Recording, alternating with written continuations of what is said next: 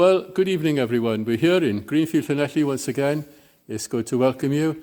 Mr. Martin Bell is at the organ, and we greatly appreciate having your presence with us.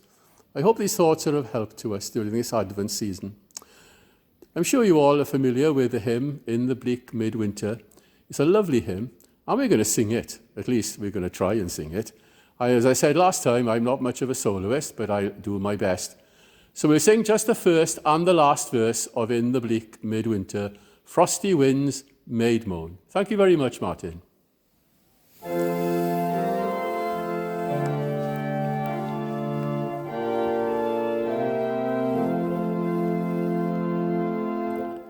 In the bleak midwinter, frosty wind made moan. Earth stood hard as iron, water like a stone. Snow had fallen, snow on snow, snow on snow. In the bleak midwinter, long ago. What can I give him, poor as I am?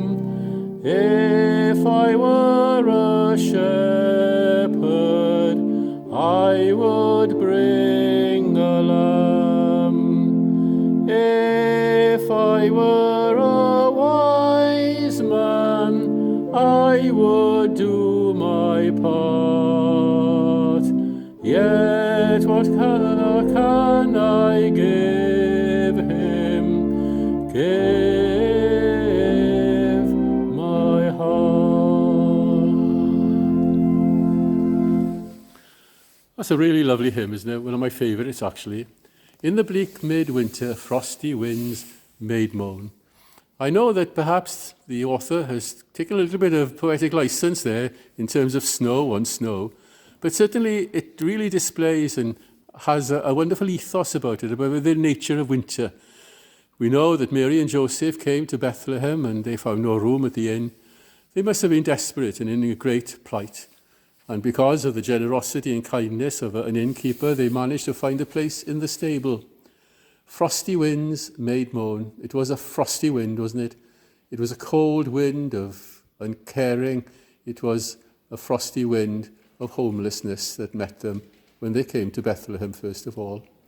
Do you know, there are many people in our world who live like that, in loneliness and homelessness and in despair. And really, there are times as well when we are anxious and fearful and afraid. This virus, we know that it's raging around us. The vaccine is coming. Let's hope things will get better. Politically in the world, things are in turmoil. And we look around a world that is so divided. Many people, like Mary and Joseph, are in desperate need around us. But that's the world that Jesus came to. And that's the world he comes to still by his Spirit, to bring comfort and blessing to all who are in need in our world. St. Francis of Assisi said that we must be channels of peace, that we are called to be like that lowly innkeeper, to find a place for the lonely and the lost in the world. Surely Jesus calls us to do that in our day, and we must do that. And the final verse says something quite lovely, doesn't it, really? What can I give him, poor as I am? If I were a shepherd, I would bring a lamb. If I were a wise man, I would do my part. What can I give him? Give him my heart. We can do that. And when we do that, and when we come to him, then we too can be his hands and feet in the world around us. We might be poor. We might have not a talent to give, but we have ourselves to give. And that's the greatest gift we can give back to God this Christmas time. In the bleak midwinter, frosty winds made moan. It's a frosty world out there for many. Let's help to bring the sunshine out. The frost may soon disappear. Thank you once again. It's been a great time for Martin and I to be here with you tonight, and I pray you will know God's blessing and God's peace. And now Martin is going to play again for us. I'm sure he's chosen something so appropriate, as he always does.